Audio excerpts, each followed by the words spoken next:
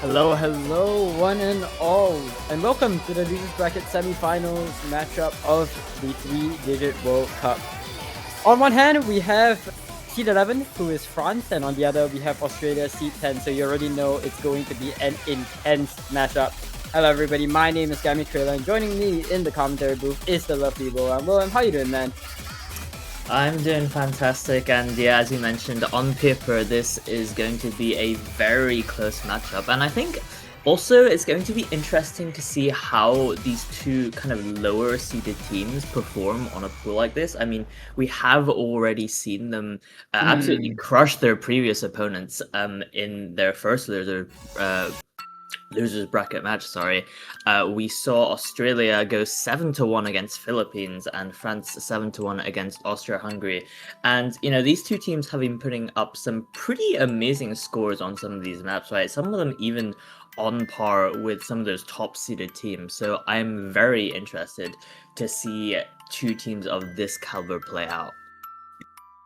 Yeah, I've been really eyeing these two teams in particular because they're so different when it comes to their team dynamics, right? It's similar. I mean, well, not too similar. I was about to say, but France as a roster features a lot of players from their World Cup roster, but a lot of the times you don't often see them as big standouts during the World Cup, right?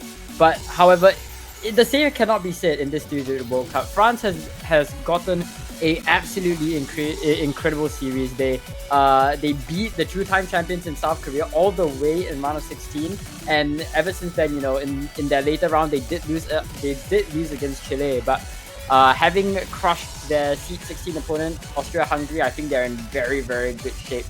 Australia, on the other hand, we know a lot of these players from the 2024 third place World Cup team. Of course, Team Australia, everybody knows them. But a lot of question marks have always been in the air as to how strong Australia as an OWC roster is without their two standout carry performers.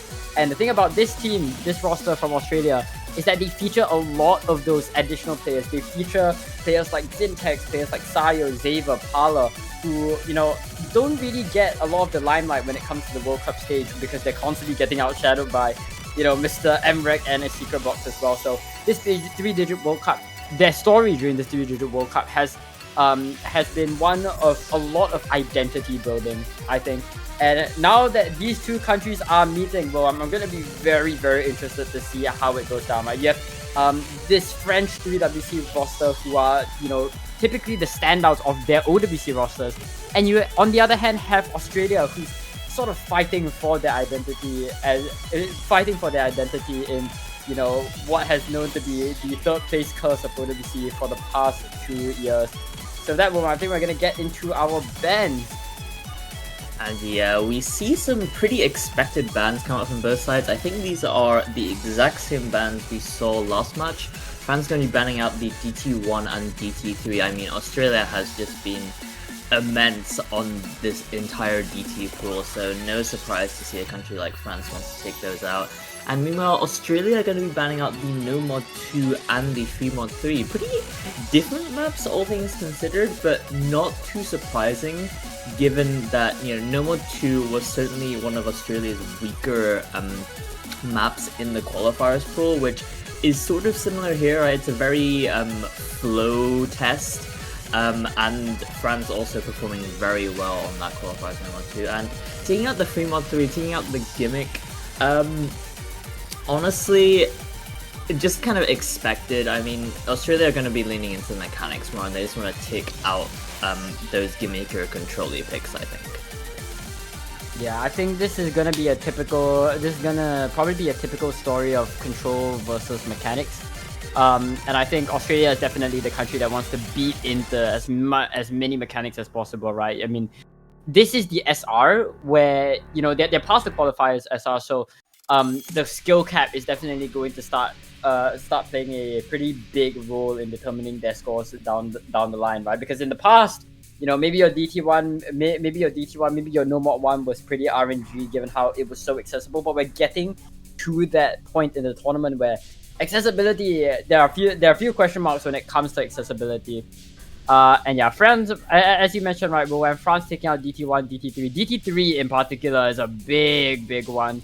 for France to take out. I think yesterday we heavily underestimated just how difficult that double time 3 was. So really like this ban coming in from France. And meanwhile, yeah, Australia understandably so looking to take out as much as the flow aim. I think in particular, I don't quite know how well Australia will cope with the higher SR control. I think flow aim and flow aim streams are a lot more different from strict control or tech, which is what we're going to be seeing in maps like No Mod 4, like Hidden 2, like Hard Rock 2, like No Mod 3 even.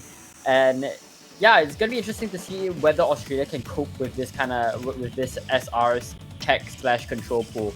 But as I say that, France is going to kickstart this matchup with a No Mod 3 pick. Now this one, this is a ballsy first pick to go into.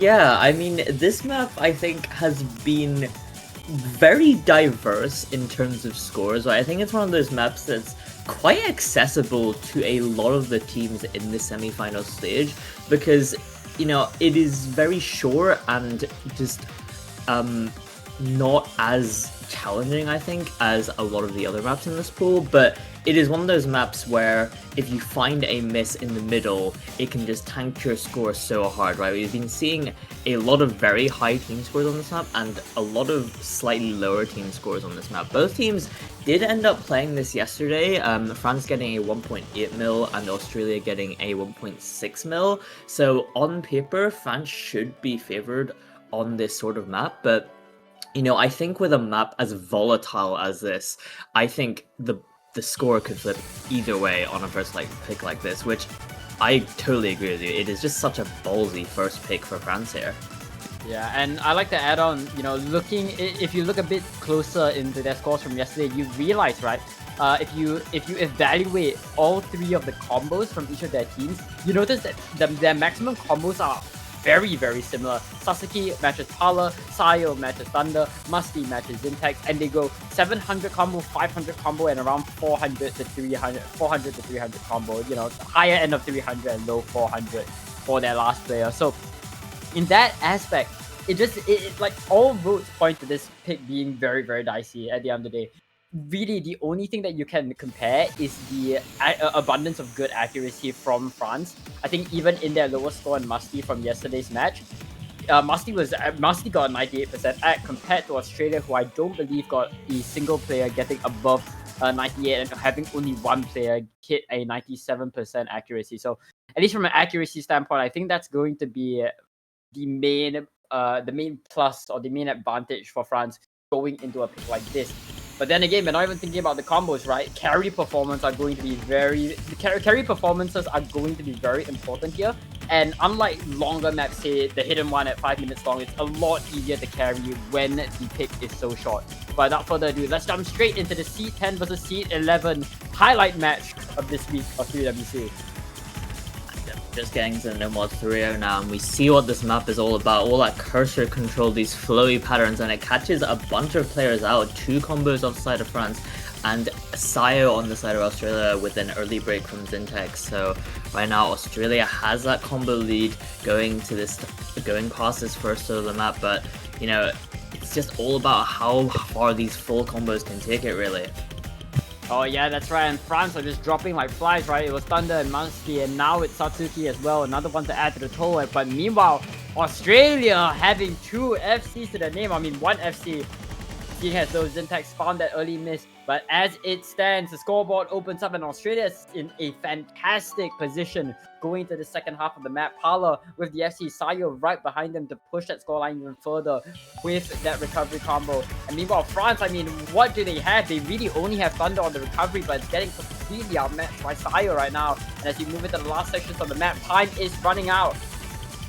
Absolutely, yeah, Palar's still on that full combo, and even though Thunder and Satsuki are both on those recovery combos, there's just not enough time for them to bring back that immense 275k score lead on this No Mod 3, and now Palar's still holding the FC through the very end, and I mean, this is just exactly what we were talking about, how dicey a first pick this No Mod 3 can be, and just Australia are going to be taking that break point with a 350k score lead, an FC from Palar, and that's going to put them up 1-0 on France's first pick, mind you.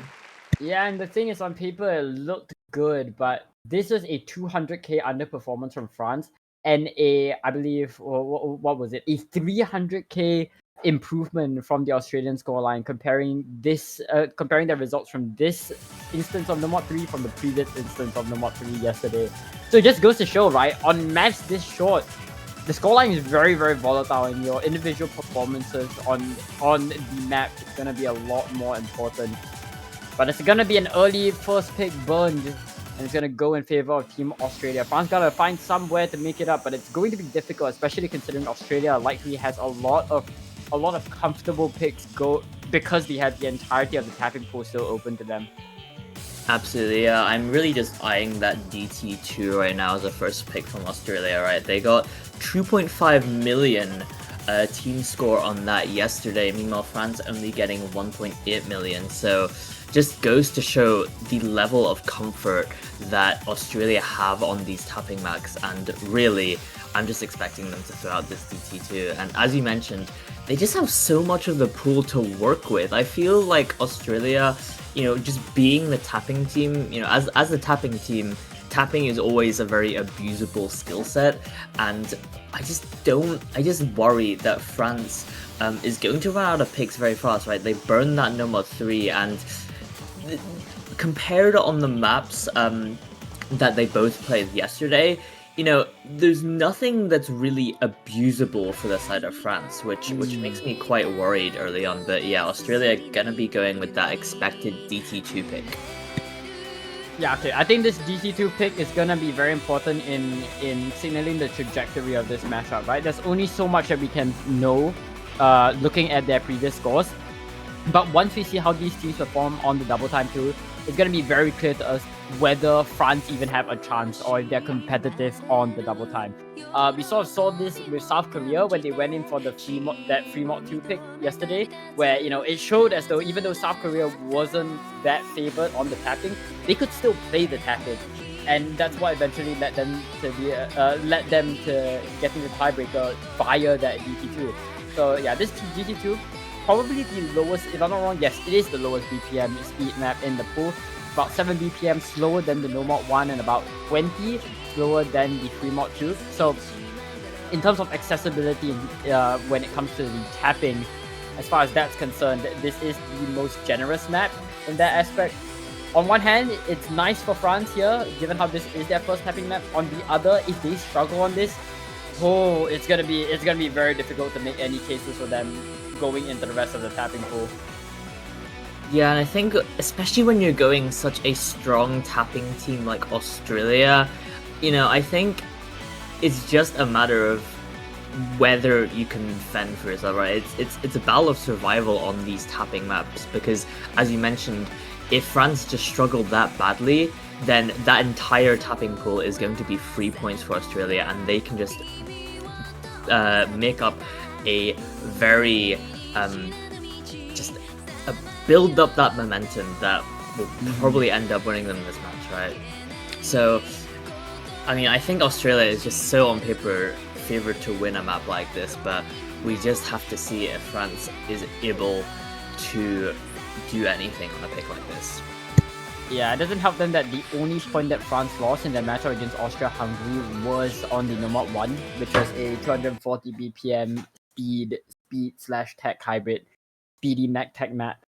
And so yeah, that definitely doesn't give us a lot of confidence going into a pick like this. But let's see how it goes. It's gonna be double time 2 picked by Australia, gonna be their first pick. We'll see how well France fares on this. DT2, a satellite map, you know exactly what the drill is going to be. These longer, low BPM, flowy bursts that might trip some of these players out. An early break there for Jap White on the side of France, but there is still plenty of time in this map. But this map has been quite high scoring in the past, so you need to make sure those large combos are able to hold for as long as possible. I'm sure they're going to be taking that early accuracy lead as well as the combi lead, but we're getting to this first PI right now. Yep, definitely eyeing the players, Parler and Zintax getting 1 mil and 900k in the previous match respectively. And as you move into the KR, however, Jap White is really struggling to find any sort of combo right now. Hifiki and Sasuke are doing a very good job holding down the anchor. And as Parler finds a miss, it is going to cause the scoreline to equalize. That is good for Team France. But Jap White, once again, does not have anything, does not have any recovery to be the X factor for France at this juncture. So we need to hope for more action to happen on the right side and nothing to happen on the left. But as I say that, Sasuke unfortunately finds the miss, and with that, Australia just have so much combo to compound. They have so much room and control over the scoreline as Zintax goes on 99. Absolutely, Australia still holding that 2A FC into this halfway portion of the map, and it's just Hifkill on the side of France to try and fight them back. Zintax actually, one of the FCs for Australia, does find the miss, but they just have such a big score gap right now. It's 100k. Yeah, that's right, but then again, 100k is very, very easily made up on a double time. I was about to say the recovery from Jet White was looking very good, but he will not get far as he finds the miss, and with that, Parler is now going to continue to push that scoreline further and further towards the right side of Sasuke, who's just getting cancelled out by Zintax.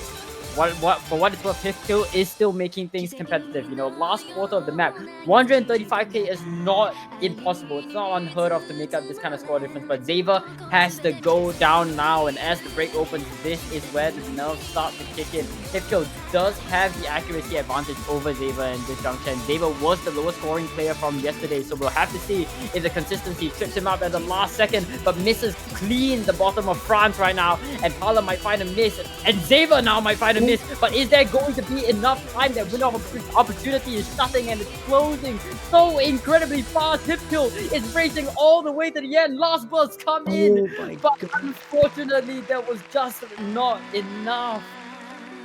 Oh man, that's to be heartbreaking. I mean, that is, yeah, genuinely just unfortunate. Hifkill gonna be locking it out with the FC. Incredible performance, but unfortunately just doesn't have the supporting scores from his team to back him up. And, you know, as that was a lot closer than I think either of us were expecting, right? I think Australia losing a bit of that consistency and France just gaining so much from that FC on Hifkill, but just not enough. But, you know, a lot closer than we expected, and maybe showing that, you know, maybe the tapping maps won't be as divisive as we initially thought. Yeah, that's right. I definitely think that there is still a case for France to be made, you know, on the tapping pick. But then again, I just think of Jap White really suffering throughout all parts of that DPT. You know, they just weren't able to get any sort of large combo onto the board. And you know, when the BPM is taken up a notch, like I said before, if you're not confident on the most generous tapping map of the pool, I think it's pretty hard to expect anything much from your team when it comes to, you know, the aim getting turned up, the frame control getting turned up, or, you know, the raw speed, or adding a mod onto it. So yeah, it's going to be difficult for France. I think these tapping picks are definitely going to be a fight for survival. But the pick is going to go back into the hands of France, and you know, this is their chance to put their first point on the board. What do you think they'll go for here, Rowan? Honestly, it's very hard to say at this juncture, because I think France was probably going to pick into those sort of control-y picks. However, I think losing that No Mod 3 might have put them off a bit. I can see them potentially going for a more gimmick-oriented pick here, maybe like the No Mod 5, the Hidden 3, given that Australia took out that Free Mod 3 as one of their bans. But honestly, it's just kind of hard to say. France just doesn't have those, you know, confident, secure picks that Australia does. Yeah, no, 100% right.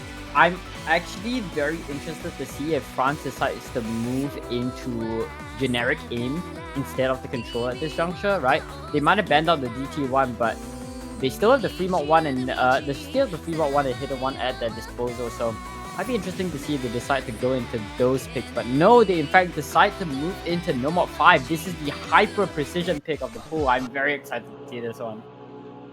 Yeah, this map gonna be your CS7, AR7, OD7 map. Gonna be your like linear old style Tycho style map.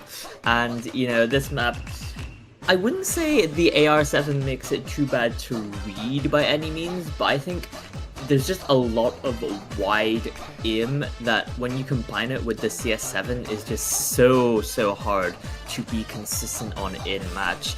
We did see both of these teams play this map yesterday actually. France just narrowly beating out Australia with a 200k score lead, 1.7 mil versus 1.5 mil, but you know, on a map like this, I think the consistency, similar to that No More 3, could bite France in the back again, right?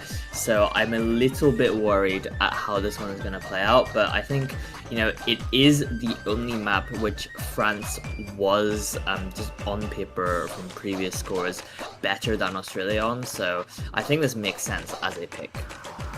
Yeah, and I also like this pick from an information standpoint. I think winning this pick opens up the doors for the other lower CS maps in the pool. It's not like there's a lot of them, but you know, you sort of have, well, not the Fremont 3 anymore, but you also have maybe the Hard Rock 2 to look at later on in the match, right? That's around CS6, while not as intense as CS7. It's still, you know, somewhat adjacent to the skill set here, but that said, however, I do think that France are very favored in this pool, not particularly because I know, or these players are particularly known for their precision, but you look at the players on the side of Australia, right? None of them are really that well known for aim. They're more so known for the tapping side of mechanics, and so by some sort of, you know, some sort of estimation, you can assume that Australia probably aren't the strongest when it comes to precision. We'll have to see how it goes, though. I definitely know that these three players being fielded by Australia are pretty strong when it comes to the hard rock, but when it's CS7, AR7, it is a very different battle. Yeah, the one thing I do want to look at is, you know, I think Australia as a team is going to be a lot more consistent on a map like this. Meanwhile, France, I think, are really just looking for a pop-up performance from a player like Musty, right? He was able to FC it yesterday, so we will just have to see how that one plays out. But as we get into this No Mod 5 here, we see exactly what this map is about. It's that wide aim on this CS7, which is just so hard to be consistent on, and we do see a couple early breaks here. Thunder, Zintex, and Xaver gonna give France that early combo advantage, but this map is quite short, so a score flip could easily happen. Yep, and Australia is coming in hot with the recovery. Xaver, however, finds a miss, but it's going to be traded up by Thunder. It's 2 FCs to 1, but Zintex has a pretty sizable recovery, but not anymore as he finds that miss. And with that, France off the back of Musty and Hipkill have control of that scoreboard. And as you said before, this is a very short map, so it can generate very quickly.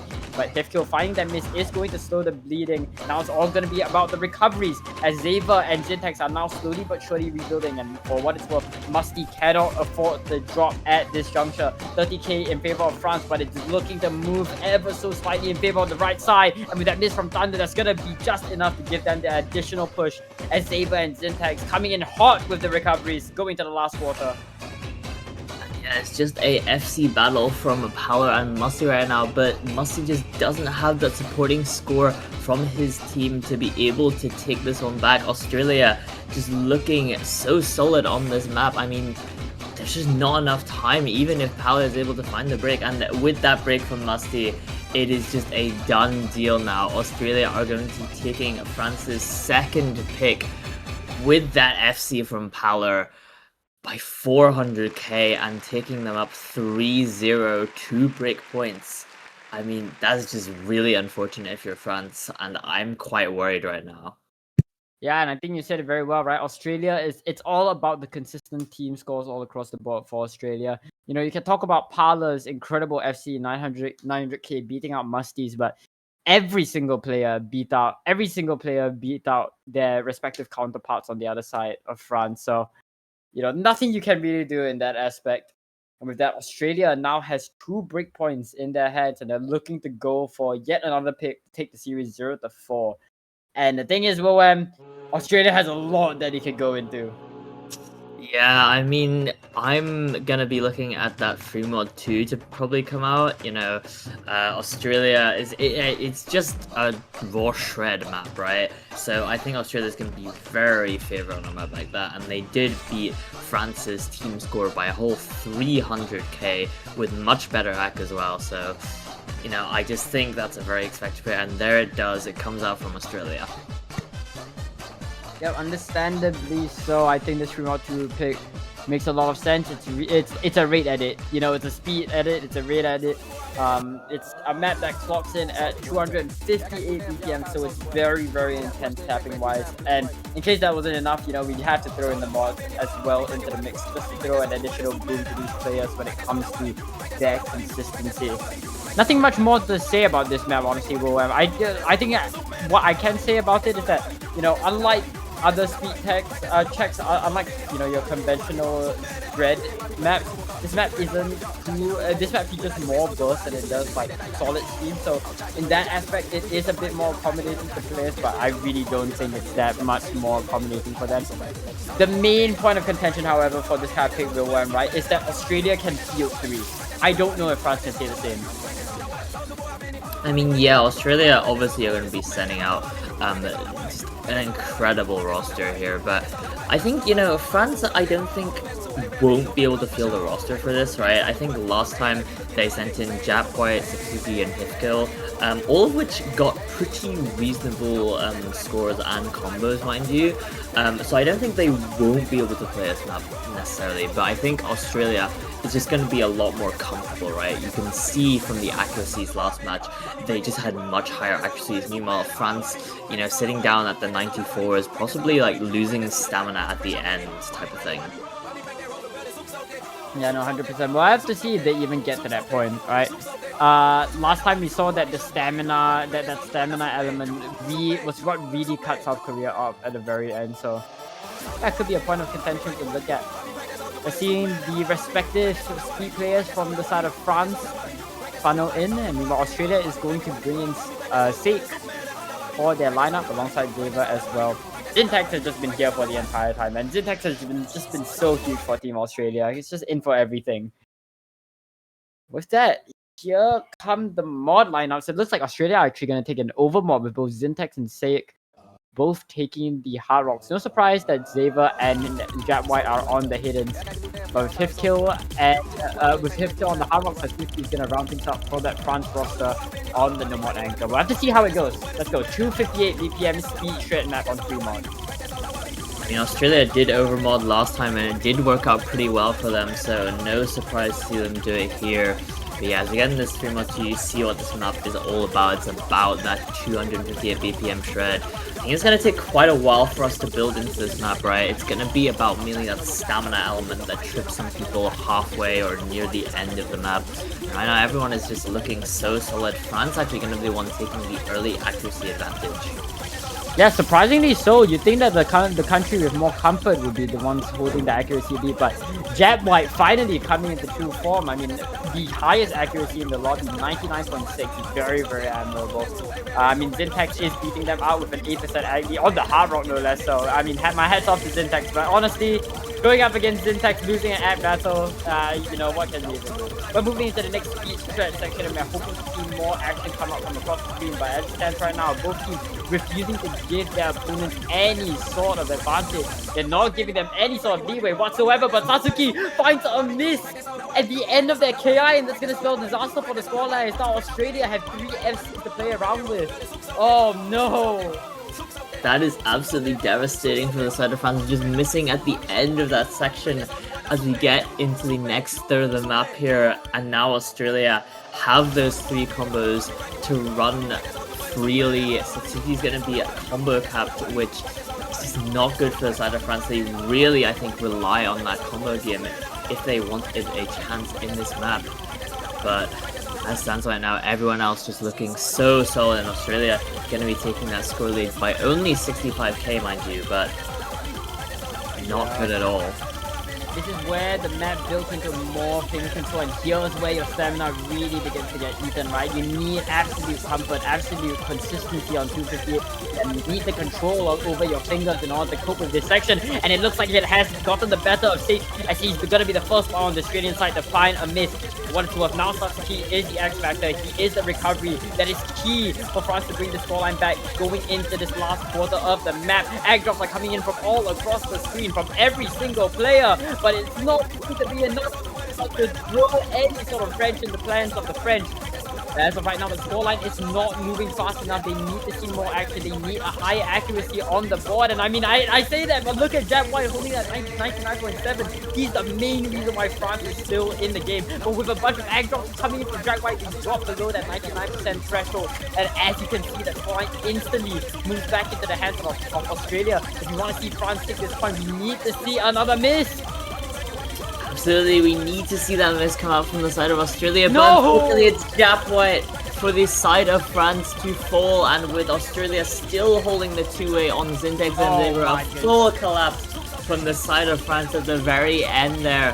Zintex and Zero just holding those FCs through to the very end, and they are just going to be running away with it. I mean, it was looking so close, but the stamina element at the very end here just coming to bite France in the back.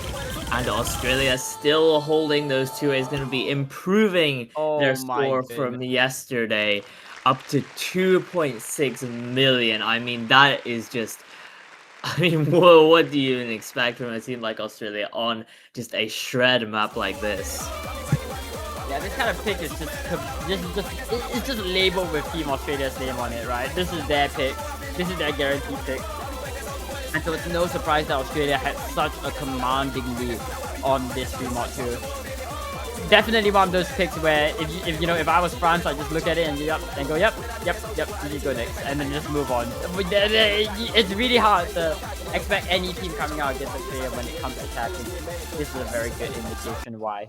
But let's reorient ourselves back into the hands of the French. They are at 0-4 right now, and they need to find something to stop the momentum train coming in from Australia, because Australia still has one more pick left in the tank. They still have that no mod 1 that they can just shoot off and snipe off France, and then after that they could go for the gamble of no mod 4, because I mean not no mod 4, free mod 4, because they in their previous match, they had an FC from Paula on that. I think a lot of comfort is to be had in that kind of match. So yeah, it's gonna be tough for France to find any sort of pick here, and it looks like they're going to dip their toes into the no mod 4. They're gonna try for tech this time. They're really just trying anything at this point, right? And when you're this down, sometimes you just need to find an angle. And yeah, it does kind of look like they're grasping at straws here. The control no mod 3 not really working out for them. The gimmick no mod 5 not working out for them either. So they're going to be going back into the control with this no mod 4, this custom map by... who is it? Remind me, Gabby. By Hoshizora Rin, sorry. And this one just gonna be a consistency tech test of your cursor control, right? Gonna be a lot of sliders and flowy circle tech patterns to really test your tech consistency.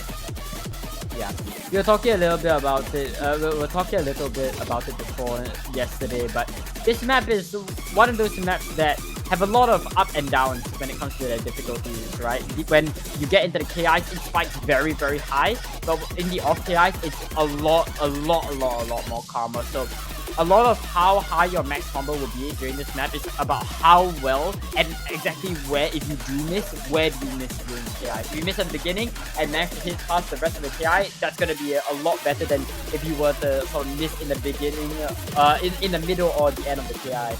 So yeah, in particular, being able to connect your combos, being able to connect these sections in terms of using your combos is going to be very important for a pick like this, right? And overall, when this map ramps up in its KIs, it goes ham and it doesn't stop, right? I feel like I remember there are a lot of slider burst patterns that are very easy to miss on. Tech in general, right? With how fast all the sliders are coming in, when you throw control elements into the mix, and you throw more shorter sliders into longer sliders into the mix, it's very difficult to maintain good consistency going into some of these sections. So definitely going to be something to look out for going into Tribal Jersey. Yeah, I think France is on paper going to be one to be favored on this sort of map because Australia hasn't looked the best on this sort of slidery, control-y tech, I think, throughout this tournament. But we saw how that No Mods 3 went, and I think a map like this can be quite divisive, right? It is going to be a lot longer, so definitely going to test that consistency element more than anything. But we'll just have to see how it plays out, really. Yep, it's gonna be DJ Rice Tribal Jersey. This map, even though I said, there's a lot of downtime in this map, for what it's worth, once the map ramps up, it does not stop for a while. And given how this is one of the longer maps in the pool, your large combos are definitely going to play a very important role in dictating the trajectory of this point. Already, the map in its slower sections is giving us a hint as to what's to come. You can already see the high slider velocities, gearing these players up for the tempo, for the impact of the map that is to come very, very soon. First build up gonna catch these players off guard, and welcome to the action. Two early breaks into that first PI for the side of France. Hifkill and Satsuki both getting tripped up by that point just before the PI, but on the side of Australia, it's just Sayo to fall right now in that PI. They're still holding 2 full combos against just 1 from Musty, and they're going to be taking a slight score advantage. France does have that accuracy lead, keeping them in this, but as it stands right now, Australia just have such a strong lead, and with that break from Musty, with Australia still holding that 2 AFC, it's looking dire and dire for France right here. That's right, Syntax and Parla are just building a stone wall in front of France right now. The scoreline's only going to continue to grow in favor of the right side, and the thing is, we are only a third of the map through, and Syntax and Parla are going to look to move into the ending of this KI. At least the ending of this section in the KI, and as you can see, they're gifted with a lot of free combo, but how free is it actually as Syntax finds the miss going into the next dislike section? Parla hits all of those spider patterns, but for what it's worth, Satsuki and Musty are hot on his trail. They are chasing that scoreline and keeping it competitive, not letting it fly too far above that 100k margin. Where in the second half of the map, the second half of the KI, this is where all the sliders start to kick in. Hitskill finds a miss, but that's not who you need to go down.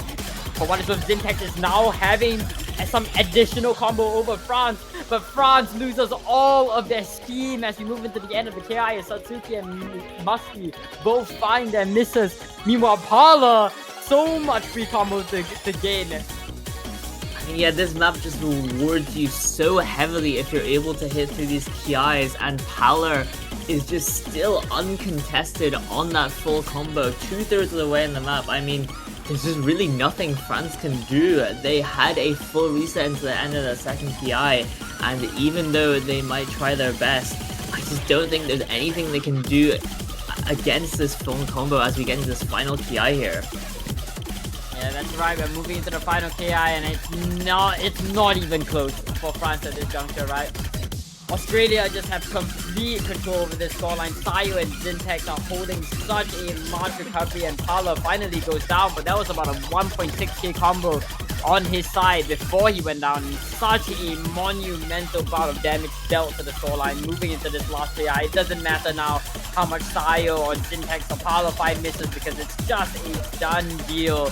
Done and dusted for Australia. They're gonna take yet another breakpoint in this match. willwam, they can't keep getting away with this.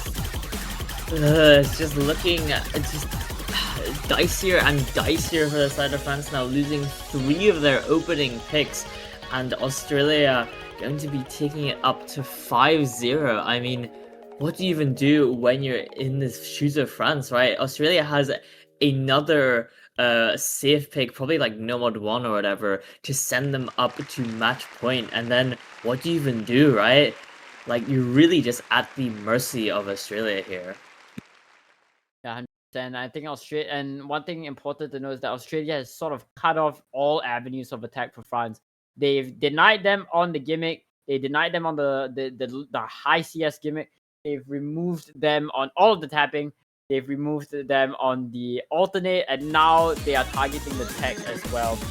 So really, France have no safe picks, and meanwhile, Australia, I think they just go into the Nomad 1. You just won on the tech pick, why not go into more tech? But tech that is so favored towards your side. Yeah, they just have so much to play around with here, right? Like, if they wanted to, they could even just go into the control themselves, even though I don't think they will, right? I think we are expecting something like the No Mod 1, the Free Mod 4, maybe even the DT 4 if they still want to play in the DT pool. But, I mean, they just have so much room to play around with here, like, I don't even think it's worth guessing, because they just have so much they can go for. Yeah, I think everything that Australia goes for would be justifiable, right? I think at this point, France's best bet would either be a hidden 3 or a hidden 1. Like, I call me crazy. I think it's one of these. But no, actually, Australia does not go for No Mod 1. They, in fact, decide to opt into the Hard Rock 2. Oh, they are feeling that. Oh, they're feeling spicy. Oh, they're feeling spicy. Absolutely, yeah. This Hard Rock 2 going into some of what we've seen before in this match, right? We have the precision element on that CS 5.9, and then we have the cursor control element that we've seen countless times. You know, this map, I like to call it the Burning Star V2 or V3 or whatever we're on. And, you know, it's just going to be what you expect, right? It's going to be those linear slider into circle sort of patterns that just require such immense cursor control, especially on the CS 5.9, which I think Australia is just going to eat right up. Yeah, that's right. I mean, at the same time, right, if Australia went for this pick as their first pick in this matchup, you think that's crazy. Australia is not known for control whatsoever. You know, unless you're thinking about players such as Sayo or maybe Parler. But given the trajectory and given their runtime throughout this entire match, Australia just seems so poised on everything that this Hard Rock 2 makes a lot of sense in that aspect, right? Hard Rock 2 is a good blend of some precision, good blend of some control, and with the BPM only 10 higher than that of the Mod 3, all roads point to this pick being good for Australia, no matter their reputation on control. And it looks like they're going to be fielding in the new player. Both teams fielding in new players. It's going to be Long Q Noir on the side of France and Drops for the side of Australia coming in to be their third player fill for this Hard Rock 2. Yeah, this Hard Rock 2, also like to mention the original by Zenjaz and custom mag by Shorelia, so thank you very much to them too. Good. We don't want Megamize orders. Okay, back into the action. Zenjaz needs no introduction as a composer, right? I believe last year making their first big OSA original for the World Cup. And this time, it's a pleasure to have them in the 3-digit World Cup to give us yet another Burning Star slot map. Instantly, the map opens up and, you know, it just shows you what the tempo of it is. It's all about these weird linear flowing patterns that feature a lot of aim control and a lot of finger control as well. Full ult is the requirement for this match. And, you know, being able to aim it is the win condition. Early stages of the map, however, Drox and Saya are going to be the first ones to go down. Traded up by Long Noir, but for what it's worth, France hold a true FC lead over Australia. And with that break from Drox on the side of Australia, but it's traded by Satsuki, I was going to say that France have the combo lead. But with that break from Hifkill, now Zintex is kind of uncontested for the side of Australia. He's going to slowly pull that score lead back, and with constant breaks on the side of France, it's looking dire and direr.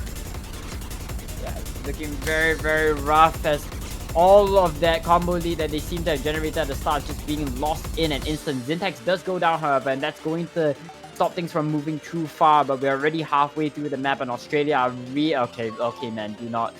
They're already 35k above France. As the break opens up, it is relatively even when you look at both the accuracies and the combo side of things, but score-wise, it is just going to continue favoring Team Australia just that little bit more. Hifkill, currently the largest combo in the lobby, looking to make a difference for his team, and it is going to be enough as the scoreline shifts over to the left side as we move into the KI. But Hifkill is not going to get far. That scoreline does take down Drops with him, however, and things are still going to be close. Satsuki finds the miss. Is he going to bring anyone down? Not just yet. Long Noir is going to be the one to add up to the toll, and Zintex and Sayo follow suit. And for what it's worth now, France are going to look to equalize things moving into the last quarter of the map. It's just constant breaks across the board. No one can seem to find any sort of combo in this last section of the map. And as we move into this closing section here, the scoreline is just so tense. 4K, 3K, 2K. I don't even know what direction it's going. It seems to just be based off Drox and Sire and Zintek, the entire team being able to find some combo, and Australia, by the skin of their teeth, going to be taking this point by just 17K. Oh man, Australia's just bullying at this point, right? They showed them that, hey, we're gonna pick something that's pretty dicey, and we're gonna make it close for you, but we're not gonna give it to you just yet. A very stark reversal of what we saw from Australia when it comes to the consistency picks, where this time Australia really relied on that carry performance from Zintex to push them over the edge. And you know, unlike last time where it wasn't enough for France, this time it was enough for Australia. So with that, Australia take France the match point, and they're gonna give France that next pick, and they're gonna threaten them. They're gonna threaten them. I mean, what did France even go for I think here? it's 3-1, man. 3-1. It has to be like an aim. Like you've exhausted all your options, right? Yeah, no exactly. No ult, no speed. Like raw aim is the only thing that we haven't seen yet. Right, yeah, I mean, with raw aim, you do have, you know, your hidden one, your hard rock one, and your free mod one, as you've been mentioning, but it's just kind of hard to say which one of it will be, and if France even wants to go into aim as a skill set, right? It's just so hard to say. They're just pressed up against the wall, Australia being at match point, but you were right, they are going to be going into that free mod one as you predicted. Yes! Yes! I am so happy. I love Edamame. Big Baby No Money fan here. Alright. This is a wide angle jump free mod 1. I don't believe that we've seen this a lot this weekend, if I'm not mistaken. Correct me if I'm wrong, but yeah, this is probably the most intense test of raw aim that this pool will see. This map clocks in at 106 BPM, but mapped at double time, it comes up to around 212 if I'm not mistaken. So on the higher end of the BPM spectrum, and of course with the aim as big as ever, you can only imagine just how difficult it is to hold consistency when you throw the mods into the mix. And while it might not look that much harder for the Harrow players, you know, it's just CS 5.3 standard. On the hidden side, AR9, that is, I could definitely see that tripping some players.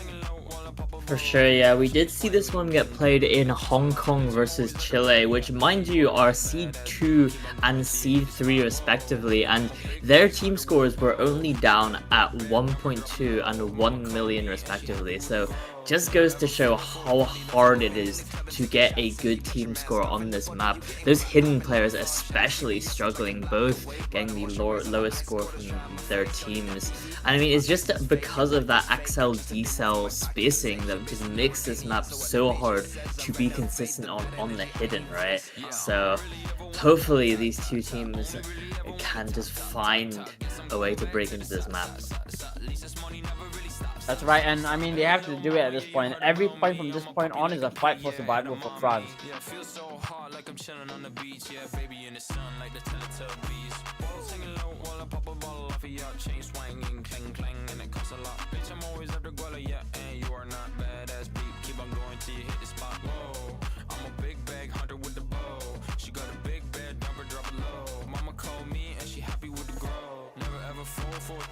Yeah, I mean, we'll just have to see. Aim is the one skill set that has not really been seen in this match at all, right? So just have to see how this one plays out. It is really just France's last chance to get anywhere in this match at all. They do have some aim picks potentially lined up for them if they're able to take this point, but just have to see how this free one goes. Gonna be Edamame. And we see exactly you get to see how rough it is for the hidden players. Oh my goodness, it just looks so demon, so difficult to get any sort of consistency, and you get to see, you know, these corner jumps so difficult. Everything in this map is just fighting against your consistency. We move into a bit of a build down section, but even in the build down section, it's so difficult because like the aim control required alongside, you know, just your raw aim as well on the wide angles is very intense. Zintax with that miss is going to give the scoreline over to the left side. However, we move into the second third of the map, and we have seen France hold score leads before. They just haven't been able to quite close it out every single time. Longkunwa is going to follow Zintax out with that hard rock miss, and it's going to be added up by Thunder as he finds a miss in the build down, and now Zeva and Pala are pressing up against Hifkill. Zeva is going to find a miss, so Hifkill is the largest combo in the lobby as you move into the next KI. More sliders coming to attack these players. As it stands now, it looks like Hifkill is just barely going to be able to survive, but I'd never speak too soon as Hifkill finds a miss on the normal anchor as Kala continues to move on the hidden. And it's really just a full reset for France right now. No combo across the board, and Paler, no combos across the board on either team actually. Everyone just constantly finding misses, and that, if anything, is going to help France. They have a tiny score lead going into this last third of the map. It's just a matter of will they be able to hold it for long enough to be able to take this point. Yeah, that's right. It's looking good for France right now, but a complete combo reset is gonna spell disaster for the scoreline as I believe it begins to shift over to the right side off the back of Zeva. Pala and Zintax both find misses, so not gonna do them any favors, but moving the last seconds of the map, it's going to be close. However, France look like they have stabilized into the last few sections of the map, but more misses from Thunder. Not gonna look too good for France as Zeva is coming in hot with the 200 combo into the last sections of the map. I think it's just gonna be barely enough for France to put the first point on the board. I mean, Zero was holding a very impressive combo there at the end, but unfortunately Zintax and Paler on the tricky mods there just unable to hold the combos, and France is going to be taking their first point on the board. I mean, there's still a long road ahead of them, but it's a good start and maybe suggests they can pick into the aim skill sets in future. But as it stands right now, they still have to fend off multiple picks from Australia. And, you know, Australia still has so much in the pool left, right? Yeah, that's the thing, right? I think if they wanted to end it right here, right now, they could just go for the normal one and shoot it off. Okay, they don't. They go into Hard Rock 1. Okay. I think this is still good. I don't like it as much as the normal one, but I definitely see the plot. They're just looking to double down into the mechanics pool, and as long as they don't go for control, I think it's a good pick for them. I would I would have thought that they would have gone for a free mod 4 though. Yeah, I think you're right? Like, the free mod 4 is very tapping heavy as a map, but I think it features quite a lot of that control element, right? The bursts are very messy and require quite a bit of cursor control to be able to hit consistently, so I can see why they want to go with something a bit more conventional like this Hard Rock 1. But I mean, you know, I think even if they did pick the Free Mod 4, I wouldn't have been surprised at all, right? Like, they have been so confident on the tapping and the control throughout this match, so it is what it is, but they have opted with the Hard Rock 1, which is quite interesting given that they did just lose on aim, but this is certainly a very different style of aim compared to the Free Mod 1, right? It's much more just wide, conventional slidery aim with some light techy slider sections in the key eyes as well. Just very conventional Hard Rock 1, I think. Yeah, I definitely think the awkwardness is definitely toned down a lot. And in its place, you have two 13 BPM bursts that cover the screen. I think this is a pretty good pick for Team Australia if they are just looking to double down to mechanics, right? Because I think this Hard Rock 1, while not as harsh as a blend of aim and mechanics as Amanita, it still does include a lot of different elements. Before we move on, however, this is a huge shout out to Sunderland. I believe they were the ones who made this lovely custom map for us. So huge props to them. Before we move in lastly, however, I do also want to highlight this map's weird emphasis on like techy sliders. There are a lot of fast, awkward sliders that just come in the middle of nowhere.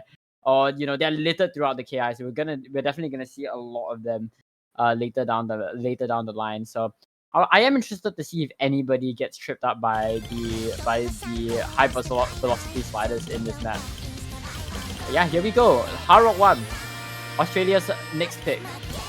Looking to close out. gonna be the hard rock consistency, so I think it's gonna take a bit of a while. I think it's mainly gonna be in those Kiais, those techie sliders where we're gonna find most of the breaks, but some early breaks here across the board. Lonkonar and Zintex for each side here, gonna be finding the miss. Not really gonna do anything to the scoreline. Both teams are still holding that 2 FCs, but just as I say that, Thunder for the side of France finds that miss. It's now just 1 FC to 2, and Thunder and Lonkonar keep finding those breaks into this first third of the map. Oh my goodness, the consistency is really taking a hit. But the thing is, the same cannot be said for Australia. They are in their element. Double FC from Australia. Now one has dropped to just find a miss, but there is no response from the French side as Zintex is now just going to beat up against that scoreline, pulling it further towards the right side off the back of Parler, cancelling out anything Hipkill can put on the board. Here we go. We get to see a bit of those awkward slider patterns as the map once again opens back into its aim towards the tail end of this KI. And with Hipkill finding the miss, it is completely lights out for France.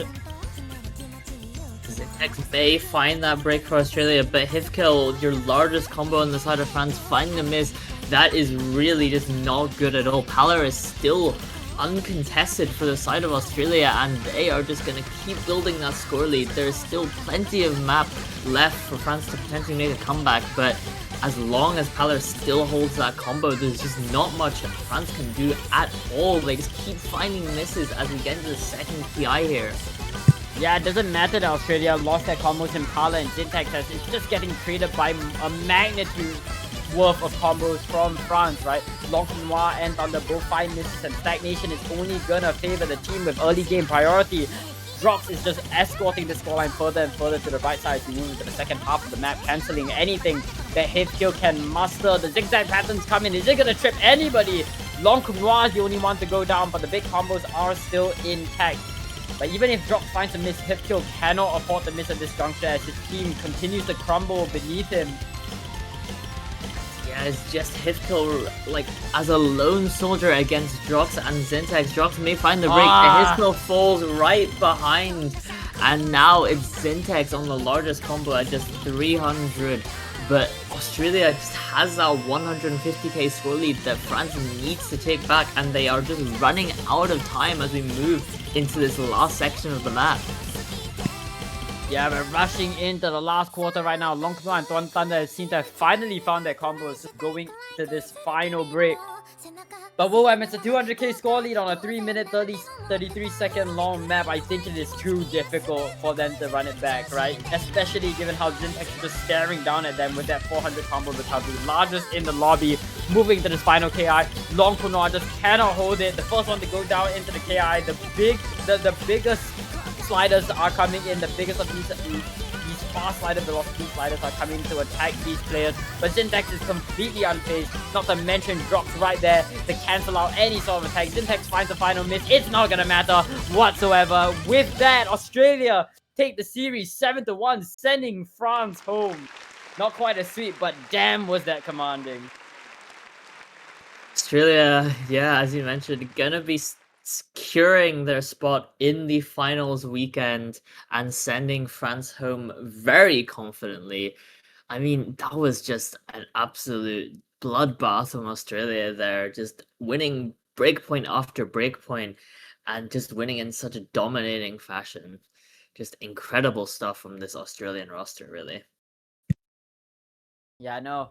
Australia definitely showed out during this match, right? France was known as the high seed killers after what they did to South Korea, but I mean, in this matchup, they showed that they were just no match for an Australia that finally is able to scale into the higher star. They're finally coming to their element, and I'm so excited to see if this trend of scaling to the SR continues into their later loser brackets, finals matches. But with that, willwam, I think that is a good place to wrap up. Any last words from you?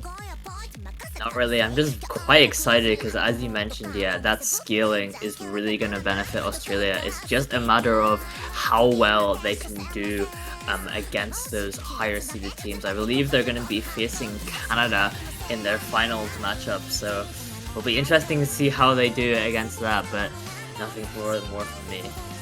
Yep, we have one more match during this week of the 3-digit World Cup. The last match is going to be Romania versus South Korea. On the sheet, it says that it's at 15 UTC, but we might see a reschedule to either 18 or 19 UTC. So if you are interested in catching the Seed 6 versus Seed 7 match of this round of the 3-digit World Cup losers bracket semifinals, do stay tuned for that. But I think until then, ladies and gentlemen, my name has been gamicrayola. He has been willwam. Huge shout outs to Kay for being our lovely streamer.